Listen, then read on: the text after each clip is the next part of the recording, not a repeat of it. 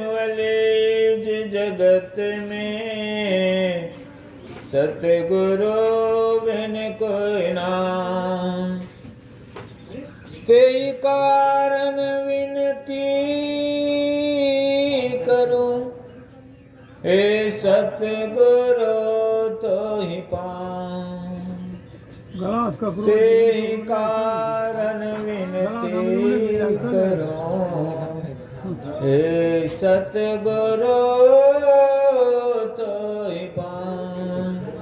श्री सद्गुरु महाराज की जय।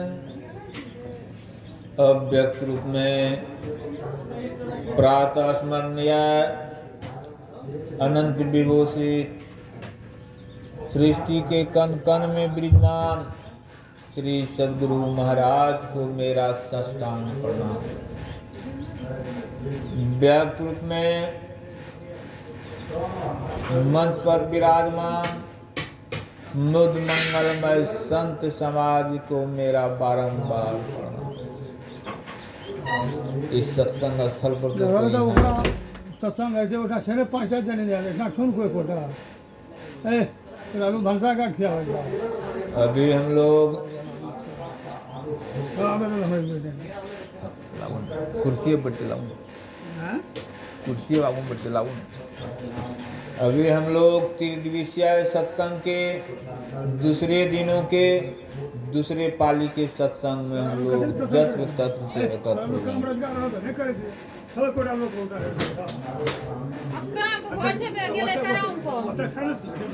और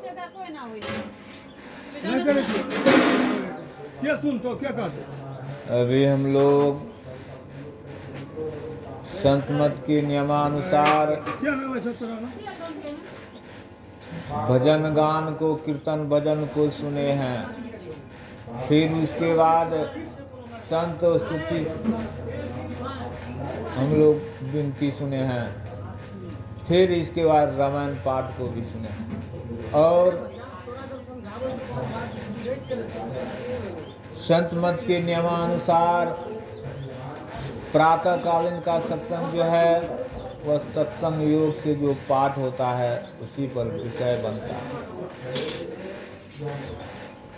और अपराह्न कालीन का सत्संग जो है श्री रामचरितमानस सार सटीक से पाठ होता है, उसी पाठ पर विषय बनता है। और प्रवक्ताओं ने अपने अपने अनुसार उस विषय पर कुछ बोलते हैं। तो अभी हम लोग सुने हैं श्री रामचरितमानस सार सटीक द्वितीय सोपान अयोध्या कांड से पाठ। भगवान राम और गुण निषाद का संवाद।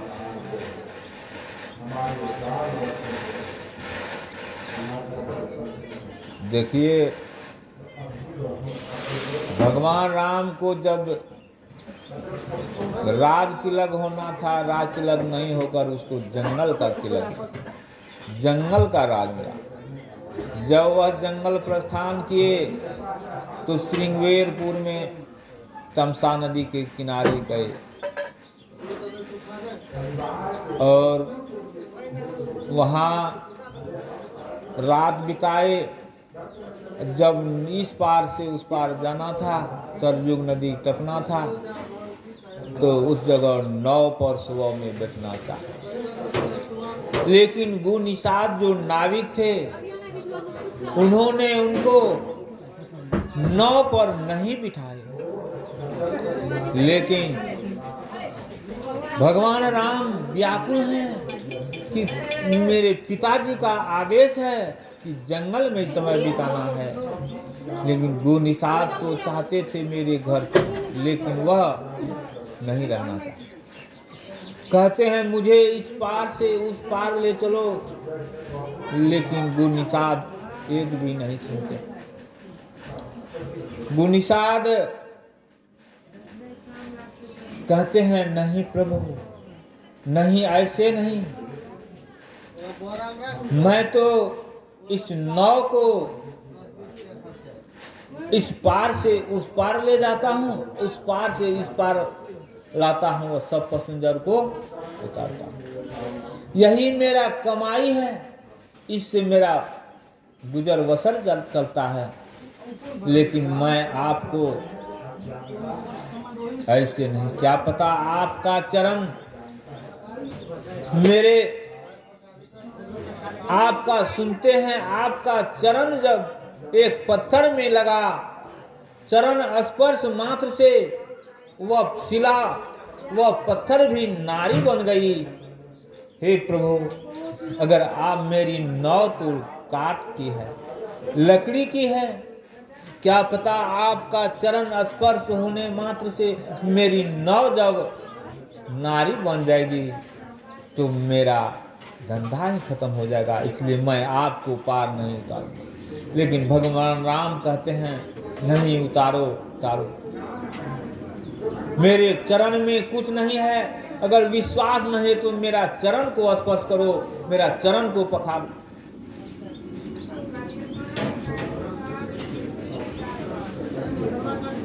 चरण पखारते हैं, दोनों चरण पखारते हैं और ना वह क्या करते हैं, इस चरण जल को, चरणामृत को सभी पान करते हैं। सभी अपने अपने घर द्वार अपना अपना शरीर पर छिपते भी और तब इस पार से उस पार ले जाते हैं। गुनिसाद क्या करते हैं, जगह जगह पर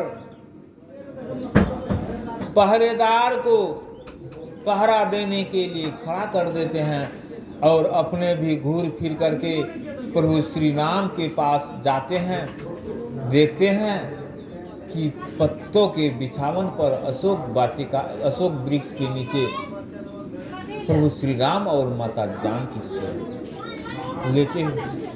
लेकिन गुनिसाद जब देखते हैं कि प्रभु श्री राम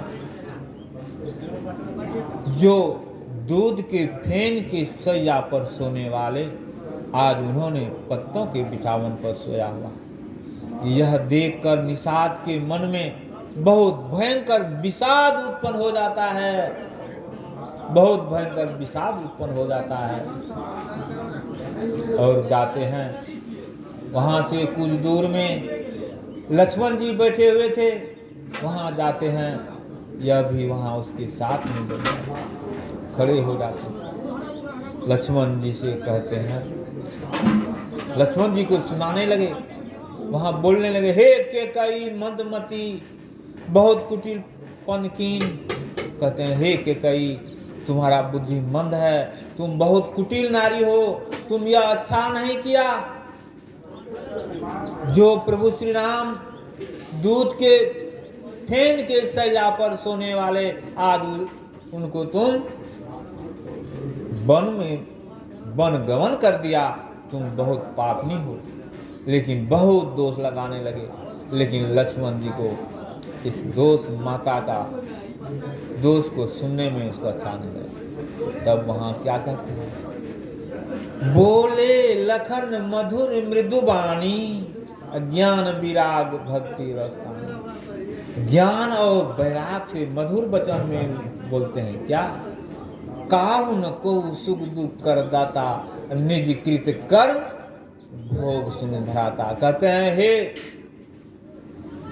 गुनिषाद, कोई किसी को सुख दुख नहीं देता है, सब अपना अपना कर्म का भोग भोगता है। मिलना बिछुड़ना, मध्यम ऊंच नीच, सब अपना अपना कर्म का फल है।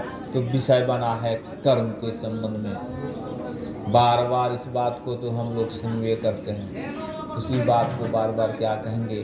तो कर्म के विषय में बना है, कर्म का बंधन जो है अमिट है, उसको छोड़ता नहीं है। जिस तरह हम मनुष्य जब चलते हैं और हमारे पीछे पीछे छां चलता है, जिस तरह छां पीछे नहीं छोड़ता है, उसी तरह कर्म जो है, किया हुआ कर्म किसी का पीछे नहीं छोड़ता है। 3 तरह से कर्म बनता है, मनसा वाचा कर्मणा। मन से भी कर्म बनता है, वचन से भी बनता है, और कर्म जो करते हैं खुद उससे भी बनता है। लेकिन जो जैसा कर्म करते हैं उसका दुख सुख उसी तरह भोगते हैं। तो देखिए, जब माता गंगा जी का जन्म होने का समय आया था, उस समय में राजा बलि के पास 52 उंगली का ही एक सन्यासी बाबा पहुंचते हैं, साधु पहुंचते हैं और कहते हैं, राजा बलि राजन, तुम मुझे 3 डेग पग दो, मैं अपना कुटी बनाऊंगा। मुझे दिक्कत होता है साधन भजन करने में, कुटी बनाकर रहूंगा, उसमें मैं ध्यान भजन करूंगा। राजा बलि कहते हैं, एक तो हे महात्मा, एक तो आप 52 उंगली का ही हैं और उसमें भी आप डेग से 3 डेग ही मांगते हैं, लेना है तो एक कौन ले लीजिए। कहते हैं नहीं नहीं, मुझे 3 पग ही चाहिए। बहुत कहने पर भी नहीं माने, कहते हैं मुझे 3 पग ही चाहिए। और क्या कहते हैं, राजन कहते हैं, हे महात्मन, अगर 3 पग ही 3 डेग ही अगर आपको भूमि लेना है तो आप अपना डेग से क्यों लीजिएगा, किसी लंबे व्यक्ति की डेग से लीजिए ताकि जगह ज़्यादा होगा।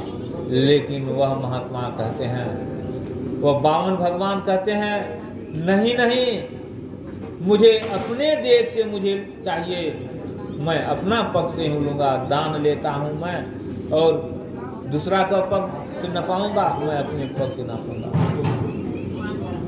तो देखिए, जब वह संकल्प करने लगे, एक बात और हम लोगों को याद रखना चाहिए, हम लोग जब कोई दान करना चाहते हैं उसको बहुत कुछ आदमी ऐसा है रोकते हैं, नहीं रोकना चाहिए। रोकने वालों को क्या दुर्दशा होता है ये भी जान लीजिए। जब वह जल लेकर संकल्प करना चाहे तो शुक्राचार्य जी उनका गुरु थे, राजा बलि का। शुक्राचार्य जी महाराज कहते हैं, हे राजन, यह दान मत दीजिए, यह साधारण बालक नहीं है। लेकिन नहीं मानते हैं। जब वह कमंडल से जल लेकर संकल्प करना चाहते थे, उस जहाँ वह टोटी था जल निकलने वाला, उस टोटी में जाकर के वह शुक्राचार्य बैठ जाते हैं। लेकिन भगवान क्या करते हैं, सीकी ले लेते हैं, उसमें सीकी मारते हैं, उसका एक आँख फोड़ देते हैं। इसलिए दान जब कोई करना चाहते हैं किसी भी तरह का, उसको कोई न रोके। दान रोकने वाले अंधा होता है, वह कन्हा होता है एक आँख से। तो हम लोग तो उधर नहीं जाना है। तो हुआ क्या, जब उस 52 भगवान को राजा बलि का पुत्री, राजा बलि का लड़की रत्ना बलि जब देखते हैं, तो रत्ना बलि के मन में हुआ, क्या हुआ, उसका मन में हुआ, यह बच्चा तो बहुत सुंदर है, इस बच्चा को मन तो करता है इसको सीने से लगाकर इसको स्तनपान कराऊं, अपना दूध पिलाऊं। लेकिन जब वह संकल्प कर दिए, जब वह एक देग में स्थल और एक देग में अताल, एक देग में पताल नाप लिए, और तीसरा देग जब पुराने के लिए कहते हैं, तो वह रत्नावली क्या मन में सोचती है, अरे बच्चा तो सुंदर है लेकिन दुष्ट है, इस बच्चा को गोदी में ले करके और स्तन में जहर लगाकर इस बच्चा को पिला देना चाहिए। यह रत्नावली क्या हुआ, मन में ही इतना सोचा था, मन में ही सोचा था। देखिए, हम लोगों को मन में भी बुरा बात नहीं सोचना चाहिए। मन में सोचा, इसका परिणाम क्या हुआ? वही रत्नावली पूतना नाम के राक्षसनी बने और भगवान कृष्ण को अपने स्तन में जहर लगाकर पिलाना चाहे, जिसका भगवान कृष्ण ऐसा उसका स्तनपान किए, ऐसा स्तनपान किए कि पूतना का प्राण ही अंत हो गया। तो कर्म अमित है। कर्म अगर मन से भी अगर कर्म बुरा सोचेगा तो परिणाम बुरा भोगना पड़ेगा। और देखिए, वचन से भी कर्म खराब नहीं होना चाहिए। मन से रत्नावली मन में सोचे तो उसका परिणाम उसको भोगना पड़ा। और वचन से देखिए, एक राजा क्या किए, ब्राह्मणों का भंडारा देना प्रारंभ किए। वह पंजाब राज में कहीं वह राजा ब्राह्मणों को नंगड़ देना प्रारंभ किए, उधर नंगड़ बोलते हैं। लेकिन वह राजन क्या, कारीगर को बुलाकर, रसोइया को बुलाकर, जैसे आज इस जगह कारीगर आकर भोजन बना रहे हैं, ठीक उसी तरह राजा भी कारीगर को बुलाकर, रसोइया को बुला करके वह भंडारा का सामग्री तैयार करवाने लगे आंगन में। हुआ क्या, एक चील उड़ता हुआ आ रहा था। उन्होंने देखा सांप, सांप चील का भोजन है। सांप क्या, चील क्या करता है, उस सांप को अपने चंगुल में ले लेता है, पकड़ लेता है और उसी होकर उड़ना प्रारंभ कर देता है।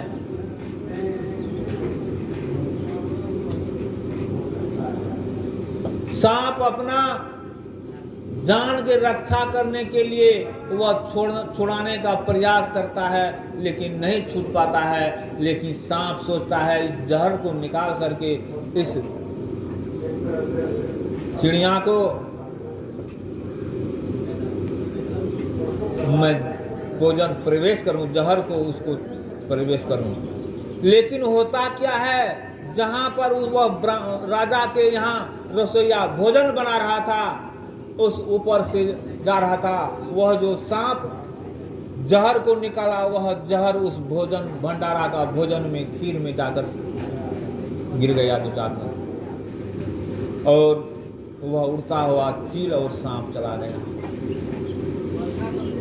जब भोजन भंडारा का सामग्री तैयार हुआ, सभी ब्राह्मणों को, साधु महात्माओं को वह भोजन कराए, सभी ब्राह्मण का प्राण का अंत हो गया। सभी साधुओं का प्राण का अंत हो गया।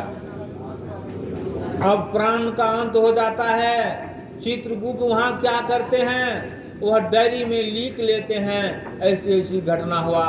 लेकिन अब उसका चित्रगुप्त देख रहे हैं कि राजा का इसमें कोई दोष नहीं है, रसोइया का भी कोई दोष नहीं है, लेकिन उस सांप का भी कोई दोष नहीं है, क्योंकि सांप, उस चील का भी कोई दोष नहीं है, क्योंकि चील तो अपना भोजन खाने का वस्तु उसका है, सांप उसको भोजन करने के ख्याल से ले जा रहा था, और वह सांप अपना जान रक्षा करने के लिए जहर को निकाला, लेकिन वह उस जहर उस भोजन में गिर गया, लेकिन रसोइया को पता नहीं चला। तो चित्रगुप्त को होता है, रसोइया भी नहीं जान रहा है कि जहर मिला है, राजा भी नहीं जान रहा है कि उसमें भोजन में जहर मिल गया है। अनजान में भोजन कराया राजा। अब किसके ऊपर इस पाप का प्रायश्चित लिखूं? चित्रगुप्त भी डायरी में लिख देते हैं। कुछ दिन उसका डायरी लिखा हुआ रह जाता है, 12 महीना की 12 साल डायरी लिखा रह जाता है। एक रोज क्या होता है, कोई ब्राह्मण, कोई साधु उसी राजा के यहाँ जा रहे हैं, लेकिन उसको राजा का घर उसको देखा हुआ नहीं था। वह महात्मा उस रास्ते से जा रहे थे और कोई बूढ़ी माँ मिल गई। बूढ़ी माँ से पूछते हैं, हे माता, मुझे फलना राजा के यहाँ जाना है, कौन सा घर है, रास्ता किधर है? वह बूढ़ी माँ कहती है, हे ब्राह्मण, हे साधु, आप उस राजा के यहाँ मत जाइए, वह राजा बहुत दुष्ट है। वह ब्राह्मण लोगों को भंडारा के बहाना से बुला करके भोजन में जहर मिला देता है, भोजन में जहर मिला देता है, इसलिए आप न जाएं। लेकिन पता लगाकर वह ब्राह्मण तो उसके यहाँ गए, लेकिन चित्रगुप्त वहाँ देखते हैं कि यह बूढ़ी राजा को ऊपर दोष अर्पण करता है। चित्रगुप्त उस ब्रह्म हत्या का पाप उस बूढ़ी माँ के ऊपर लिख देते हैं। तो देखिए, मन में सोचे थे रत्नावली, तो मन में पाप सोचे थे, उसको भोगना पड़ा, कर्म उसको भोगना पड़ा। और वह बूढ़ी माँ वचन से बोले कि राजा महापापी है, ब्राह्मणों को बुलाकर भंडारा के माध्यम से उसको जहर मिलाकर उसका प्राण को अंत कर लेता है। तो उस बूढ़ी माँ के ऊपर लिख दिए। अजान में करते हैं कर्म से, जो खुद करके पाप करते हैं तो क्या उसको नहीं भोगना पड़ेगा?